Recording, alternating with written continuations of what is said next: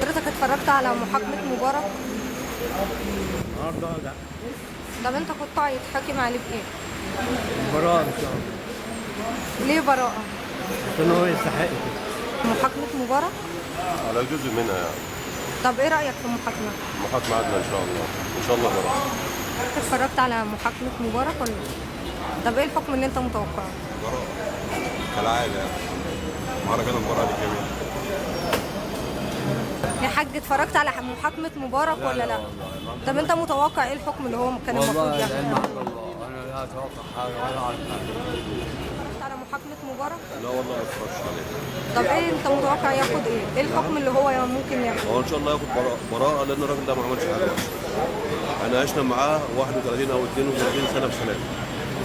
ما يستاهلش يعني حاجة وحشة، إن شاء الله ياخد براءة. انت اتفرجت على محاكمة مبارك؟ طب انت كنت متوقع ايه الحكم اللي ممكن ياخده؟